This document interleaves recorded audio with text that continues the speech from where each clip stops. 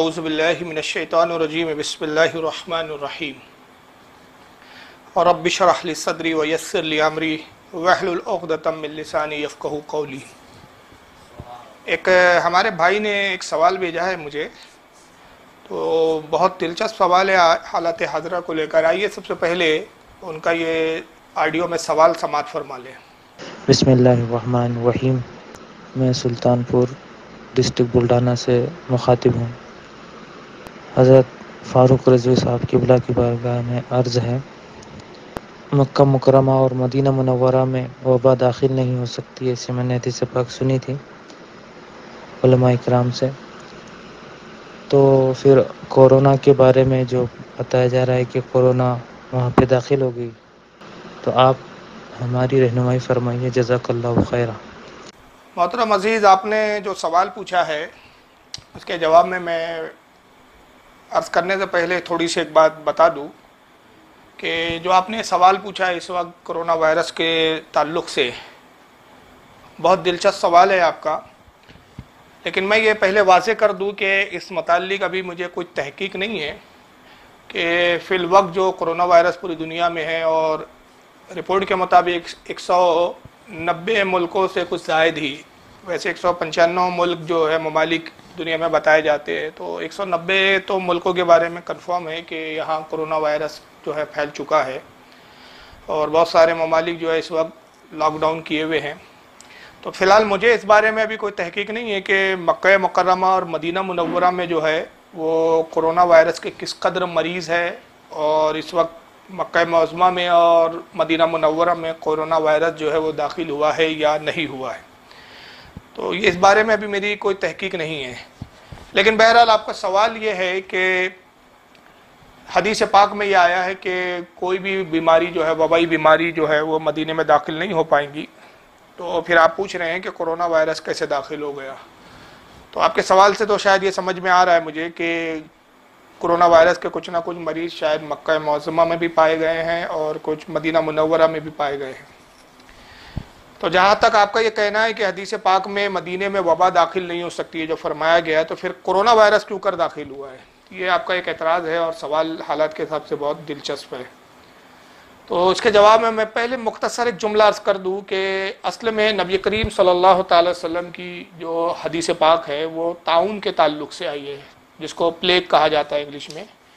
اور یہ کوئی دوسری وبائی امراض کے بارے میں اس طرح کی کوئی حدیث نہیں ہے۔ چنانچہ صحیح بخاری ہے، اس وقت میرے ٹیبل پہ بھی موجود ہے، یہ دیکھ لیں جس نسخے سے میں پڑھ رہا ہوں، اسی کے اعتبار سے حدیث کا نمبر میں بتا رہا ہوں۔ یہ سعودی عرب سے ہی چھپا ہوا نسخہ ہے، دارالسلام کا۔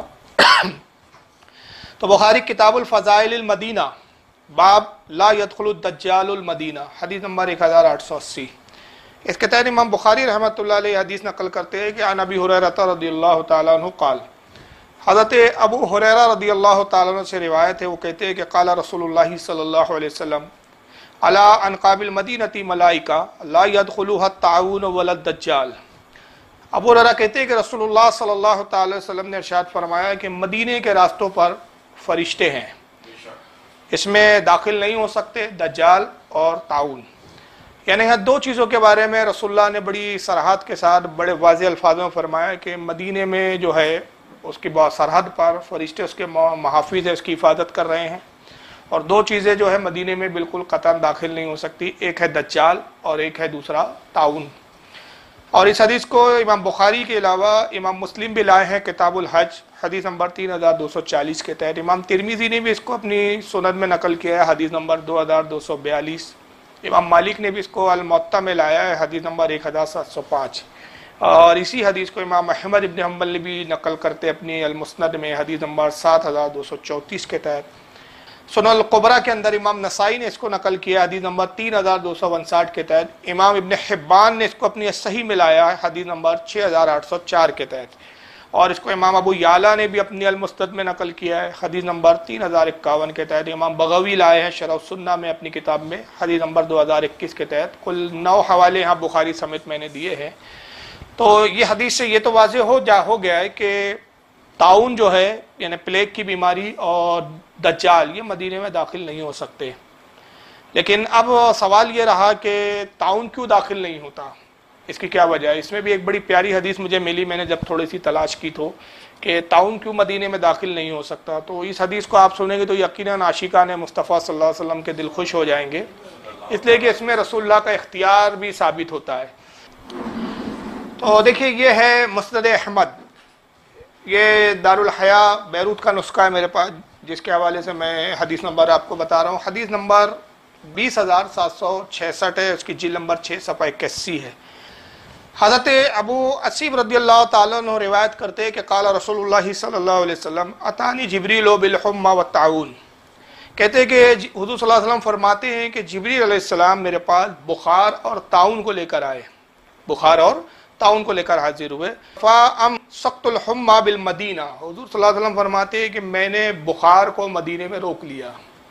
بخار اور طاعون دو بیماریوں کے بارے میں حضور کہتے ہیں کہ جبریل میرے پاس حاضر ہوئے اور یہ دو بیماریاں لے کر آئے، تو گویا مجھے اختیار دیا گیا کہ یا رسول اللہ ان میں سے جس کو چاہے اختیار کرے، جس کو چاہے آپ رد فرما دے. تو حضور کہتے ہیں کہ بخار کو تو میں نے مدینے میں روک لیا، اس لیے کہ بخار میں فائدے ہیں. اور پھر آگے فرماتے وہ ارسلت الطاعون الی الشام، اور میں نے طاعون کو ہے پلیگ کو جو ہے وہ شام کی طرف بھیج دیا.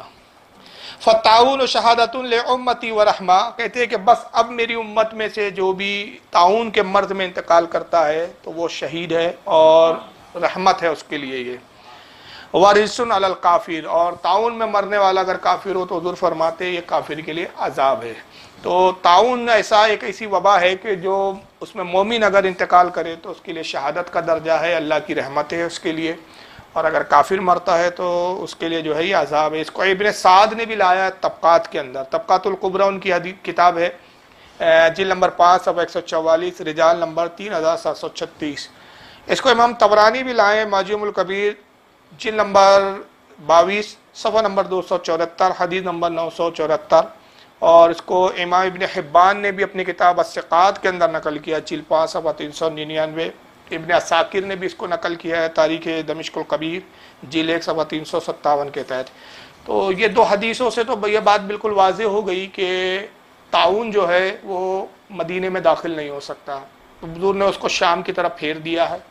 تو ملک شام میں طاعون آیا بھی تھا حضرت فاروق اعظم کے دور خلافت میں، اور تاریخ کے حوالے سے پتہ چلتا ہے کہ اس میں کافی حضرات، کافی لوگ انتقال کیے تھے، اور اس کے بعد بھی وبائیں آتی رہی، لیکن مدینے میں طاعون کے تعلق سے کوئی واضح تاریخی کوئی واقعہ نہیں ملتا. تو یہ بات تو اس حدیث سے واضح ہے کہ طاعون مدینے میں نہیں آ سکتا. اور ہمارا پختہ ایمان اور مستحکم ایمان ہے اس بارے میں کہ نبی پاک صلی اللہ علیہ وسلم کے فرمان کے مطابق دو چیزیں مدینے میں کبھی نہیں آ سکتی، ایک دجال اور دوسرا طاعون. لیکن اب رہا کرونا وائرس کا معاملہ، کیونکہ سوال کرونا وائرس کو لے کر ہے. تو اب کرونا وائرس کی جہاں تک بات ہے تو آپ اس حدیث کو سمجھ لیں کہ حدیث میں طاعون کی خصوصیات بیان کی گئی ہے، لیکن حضور نے یہ نہیں فرمایا ہے کسی بھی حدیث میں کہ کوئی بھی وبائی بیماری مدینے میں نہیں آ سکتی. اور طاعون جو ہے یہ ایک الگ قسم کی وبائی بیماری ہے، اور کرونا وائرس جو ہے یہ ایک الگ قسم کی ہے، دونوں ایک نہیں ہے. تو طاعون کے بارے میں صریح حدیث ہے کہ مدینے میں نہیں آ سکتا، لیکن دوسری وبائی بیماری کے بارے میں اللہ کے نبی صلی اللہ علیہ وسلم کا اس طرح سے کوئی فرمان ہمیں نہیں ملتا. بلکہ اس کے برعکس اگر آپ تاریخ کا مطالعہ کریں گے تو تاریخ کے اندر یہ واقعات آپ کو بڑی صراحت کے ساتھ ملیں گے. بلکہ حدیث میں بھی اس کا ذکر ہے کہ فاروق اعظم کے زمانے میں وبا آئی تھی مدینے میں، طاعون نہیں تھا، وہ دوسری وبا تھی، اور اس میں کافی لوگ انتقال کر رہے تھے. چنانچہ یہ بخاری کے اندر ہی یہ بات موجود ہے. تو امام بخاری کی صحیح بخاری کتاب الشہادات یعنی گواہی کا بیان، اور باب ہے تعدیل حکم یجوز، حدیث نمبر 2643. امام بخاری بیان کرتے کہتے ہیں کہ ان ابی الاسود قال، حضرت ابو اسود سے روایت ہے، اتیت المدینۃ وقد وقع بها مریض وهم یموتون موتا ذریعا. حضرت ابو الاسود کہتے ہیں کہ میں مدینے آیا، فاروق اعظم کے دور خلافت کی بات کر رہے ہیں، کہ میں اس وقت جب مدینے آیا تو وہاں وبا پھیلی ہوئی تھی اور لوگ بڑی تیزی سے مر رہے تھے. اور بخاری کے علاوہ اس حدیث کو امام احمد ابن حنبل بھی لائے اپنی مسند جلد 1 صفحہ 38 حدیث نمبر 139. امام ابو یعلا بھی اس حدیث کو لائے اپنی المسند میں جلد 1 صفحہ 135 حدیث نمبر 145 کے تحت. امام بغوی نے بھی اس حدیث کو شرح السنہ میں نقل کیا حدیث نمبر 1506 کے تحت. تو اس حدیث سے یہ بات تو واضح ہو گئی کہ مدینے میں وبائی بیماری آ سکتی ہے، ایسا نہیں ہے کہ وبائی بیماری نہیں آ سکتی، لیکن جہاں تک تعاون کا تعلق ہے یہ مدینے میں داخل نہیں ہو سکتا۔ تو بہرکیف مدینے میں وبائی بیماری جو پھیلتی ہے اس کے بارے میں علماء کی بھی تصریحات موجود ہے کہ مدینے میں وبائی بیماری آ سکتی ہے، اور فاروق اعظم کے زمانے میں صحیح بخاری کی حدیث سے پتہ چلا کہ باقاعدہ کہ وبائی بیماری آئی تھی، وہ طاعون نہیں تھا، ایک دوسری وبائی بیماری تھی اور اس میں لوگوں کے انتقال ہو رہے تھے۔ اور یہ جو حدیث میں نے بخاری کے حوالے سے پڑھی ہے ویسے کافی طویل ہے، لیکن یہ اصل جتنا اس کا حصہ تھا میں نے بیان کر دیا۔ چنانچہ اسی تعلق سے حضرت امام ابن حجر عسقلانی کی فتح الباری ہے میرے پاس، فتح الباری شرح البخاری امام عسقلانی کی، جلد نمبر اس کی 10 ہے، اور کتاب الطب ہے، باب ما یذکر فی الطاعون، صفحہ نمبر اس کا جلد 10 کا 190 صفحہ، حدیث نمبر 5733 کے تحت امام ابن حجر طاعون کے بارے میں اور وبائی بیماری کے فرق کے بارے میں ایک بڑا فیصلہ کن جملہ فرماتے، کہتے فَكُلُّ طَاعُونُ وَبَاءٌ وَلَيْسَ كُلُّ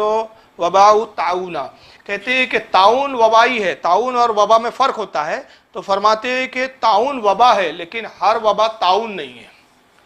یعنی کہ یہ بالکل فیصلہ کن بات ہے کہ طاعون بھی ایک وبائی بیماری ہے لیکن ہر وبا طاعون ہے یہ ضروری نہیں ہے۔ تو بہت ساری وبائی بیماریاں اور بھی آتی ہے، تو کرونا وائرس بھی ایک وبائی بیماری ہے لیکن طاعون سے ہٹ کر ہے، طاعون سے اس کا کوئی تعلق نہیں ہے۔ اور یہی بات ابن قیم جوزیہ نے بھی لکھا ہے، جن کی یہ زاد المعاد ہے، یہ دیکھیے یہ بھی سعودیہ سے چھپی ہے، زاد المعاد جلد نمبر 4 ہے، صفحہ نمبر اس کا 38 ہے، ابن قیم جوزیہ نے بھی اس بات کو نقل کیا ہے۔ اور پھر امام ابن حجر عسقلانی اسی فتح الباری شرح البخاری کتاب الطب، اور باب وہی ہے ما یذکر فی الطاعون جلد 10 صفحہ 201،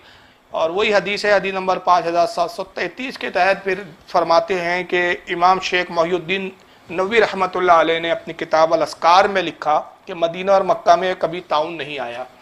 یعنی امام نووی رحمۃ اللہ علیہ بڑے مطلب پختگی کے ساتھ فرماتے ہیں کہ مدینے میں آج تک طاعون آیا ہی نہیں۔ اور ایک جماعت نے یہ کہا، امام ابن حجر کہتے ہیں کہ 76 ہجری میں مکہ میں طاعون آیا تھا، تو اس کا جواب دیتے ہوئے امام ابن حجر عسقلانی فرماتے ہیں کہ میں کہتا ہوں کہ وہ طاعون نہیں تھا بلکہ کوئی اور وبائی مرض تھا، اس لیے کہ مدینے میں وبائی بیماری آ سکتی ہے لیکن طاعون نہیں آ سکتا، یہ مدینے کے خصائص میں سے امام ابن حجر کہتے ہیں۔ اور نبی کریم صلی اللہ علیہ وسلم کی چونکہ دعا ہے کہ مدینے میں کبھی طاعون نہیں آئے گا، تو کہتے ہیں کہ حضور کی دعا بھی جو ہے حضور کے معجزات میں سے ہے، اور معجزے کا کوئی جواب نہیں ہوتا، کوئی کاٹ نہیں ہوتی۔ تو بہرحال یہ ساری جو تشریحات ہے یہ میں نے اپنے ناقص علم کے مطابق کچھ بیان کی ہے، اور یہاں یہ ممکن ہے، یہاں بھی ایک بات میں واضح کر دوں کہ میں نے یہ جیسے کہا کہ طاعون الگ ہے، طاعون مدینے میں نہیں آ سکتا مگر دوسری وبائی بیماری آ سکتی ہے، اور اس کے تعلق سے میں نے چند باتیں یہاں پیش کی، ایک بخاری کی حدیث، امام ابن حجر عسقلانی کی اس کی شرح، لیکن یہ بھی یہاں ہو سکتا ہے کہ نبی پاک صلی اللہ علیہ وسلم نے جو پیشن گویاں فرمائی تو ہو سکتا ہے کہ اس کے مقصود کو سمجھنے میں جو ہے ہم سے کوتاہی ہو، اور ہم اس کے جو حضور صلی اللہ علیہ وسلم کی واضح طور پر کیا مراد ہے اس کو ہم نہ سمجھ سکے ہو، کیونکہ حضور صلی اللہ علیہ وسلم کے کلام حق کو جو ہے بعض اوقات صحابہ کرام بھی کما حق کو نہیں سمجھ پاتے تھے، تو پھر ہماری کیا بساط اور کیا مجال ہے، ایسا ہوتا تھا۔ اس کے تعلق سے میں ایک حدیث آپ کو یہاں سنا دیتا ہوں، حدیث تو بڑی ہے، بتائیے وہی کتاب ہے، لائیے دیکھیے، یہ حاکم المستدرک ہے اس وقت میرے پاس، دارالکتاب العربی بیروت لبنان کا یہ نسخہ چھپا ہوا ہے، تو یہ حاکم المستدرک کتاب معرفت الصحابہ جلد نمبر 4 صفحہ 26، حدیث نمبر 6776، بڑی طویل حدیث ہے، میں اس کا ترجمہ بیان کر دیتا ہوں تاکہ جواب مختصر ہو جائے، اور وہ یہ ہے کہ حضرت ام المومنین عائشہ صدیقہ رضی اللہ تعالیٰ عنہ فرماتی ہے کہ ایک مرتبہ تمام ازواج محترات حضور صلی اللہ علیہ وسلم کے ساتھ جو ہے بیٹھی ہوئی تھی، حضور کی خدمت میں حاضر تھی،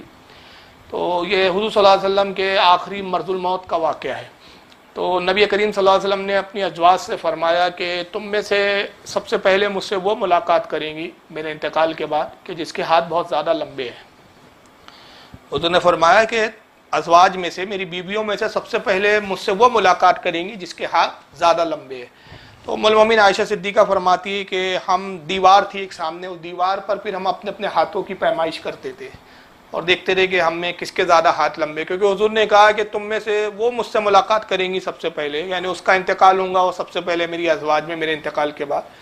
کہ جس کے ہاتھ لمبے ہیں۔ تو حضرت عائشہ کہتی ہے ہم دیوار پر جو اپنے ہاتھوں کی پیمائش کرتے تھے، نشان لگا کے، ایک ایک آتا اور وہ دیوار پہ ہاتھ رکھتا، نشان لگاتے کہ اس کے ہاتھ اتنے لمبے۔ تو حضرت عائشہ فرماتی ہیں کہ امہات المومنین میں حضرت سودا بنت زمعہ رضی اللہ تعالیٰ عنہ، حضرت سودا کا ہاتھ جو ہے وہ تمام ازواج میں سب سے زیادہ لمبا تھا۔ تو اب یہ تمام ازواج محترات نے سمجھ لیا کہ حضور نے فرمایا کہ میری بیویوں میں جس کے ہاتھ لمبے وہ مجھ سے ملاقات کریں گی، تو سمجھتی تھی کہ حضور کے انتقال کے بعد سب سے پہلے اگر کسی ازواج محترات میں کسی کا انتقال ہوگا تو حضرت سودا کا ہوگا۔ لیکن ہوا کیا، حضور کے انتقال کے بعد ازواج محترات میں جب سب سے پہلے جس زوج مطہرہ کا انتقال ہوا وہ تھی حضرت زینب بنت جحش رضی اللہ تعالیٰ عنہ۔ حضرت زینب کا جب انتقال ہوا تو حضرت ام المومنین عائشہ صدیقہ فرماتی ہیں حالانکہ ان کے ہاتھ بھی چھوٹے تھے، قد بھی چھوٹا تھا، تب ہمارے سمجھ میں آیا کہ حضور نے فرمایا کہ جس کے ہاتھ لمبے ہیں وہ مجھ سے ملاقات کریں گی، تو یہ ہاتھ لمبے سے مراد ظاہری ہاتھ نہیں تھے بلکہ وہ سقی بہت زیادہ تھی۔ تمام ازواج محترات میں سب سے زیادہ سخاوت کرتی تھی، حضور کی یہ مراد تھی کہ جس کے ہاتھ اتنے لمبے کے دینے میں وہ کوتاہی نہیں کرتی۔ تو دیکھیے ازواج محترات سے بھی یہاں حدیث کے مفہوم کو سمجھنے میں غلطی ہوئی، اور راوی اس حدیث کے جو راوی ہے امام حاکم کے، وہ کہتے ہیں کہ ان کی سخاوت کا یہ عالم تھا حضرت زینب بنت جحش رضی اللہ تعالیٰ عنہ کا، کہ وہ دستکاری کیا کرتی تھی، وہ کڑھائی کا جو کام ہوتا ہے نا کپڑوں پہ، وہ کڑھائی کا کام کرتی تھی، پودے اگاتی تھی، اور اس کو پھر وہ جو ان کے غلام بیچتے تھے، اور اس سے جو آمد ہوتی تھی تو جتنی آمد ہوتی تھی سب اللہ کی راہ میں وہ خیرات کر دیتی تھی۔ سب سے زیادہ حضور کی بیویوں میں وہ جو ہے سخی تھی، یہ حضور کی مراد تھی۔ تو یہ ہو سکتا ہے کہ اس حدیث میں بھی کہ جو حضور نے فرمایا کہ مدینے میں طاعون داخل نہیں ہو سکتا، تو اس تعلق سے جو ہم سمجھ رہے ہیں کہ طاعون نہیں داخل ہو سکتا اور باقی وبائی بیماریاں ہو سکتی ہیں، تو ہو سکتا ہے کہ جو ہم سمجھ رہے ہیں وہ ضروری نہیں ہے کہ اسی طرح ہو۔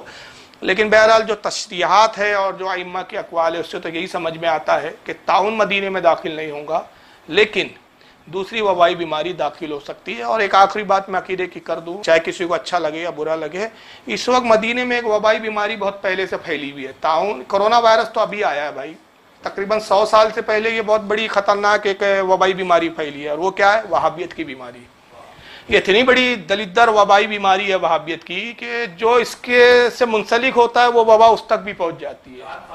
اور نتیجہ کیا ہوتا ہے کہ آپ اور ہم دیکھ رہے ہیں کہ یہ وبائی بیماری کا حال یہ ہے کہ کرونا سے بھی زیادہ خطرناک ہے۔ دیکھیں کرونا اگر کسی کو ہو بھی جائے نا تو اللہ کے نبی کی حدیث ہے کہ جو وبائی بیماری میں مرتا ہے وہ شہادت کی موت ہے، مگر کسی کو وہابیت کی بیماری ہو اور پھر مر جائے نا تو وہ پھر موت کسی کام کی نہیں، سیدھا جہنم میں جانا ہے اس کو۔ تو کل ملا کے جو ہے یہ وہابیت کی جو بیماری ہے کرونا سے بھی زیادہ مہلک اور خطرناک ہے، اس لیے کرونا سے تو ہم حفاظت کر رہے ہیں، اور حفاظت یہ کہ گھروں میں اپنے آپ کو ہم نے سیف کر لیا ہے، ان وہابیوں سے بھی بچنے کی ضرورت ہے اور اپنے نسلوں کو بچانے کی ضرورت ہے۔ اللہ تعالی ہمیں دین پر عمل کرنے کی توفیق عطا فرمائے۔ وہ بھی رہے کہ آپ کا جواب جو ہے وہ اطمینان بخش ہوگا۔ واللہ اعلم ثم رسول عالم۔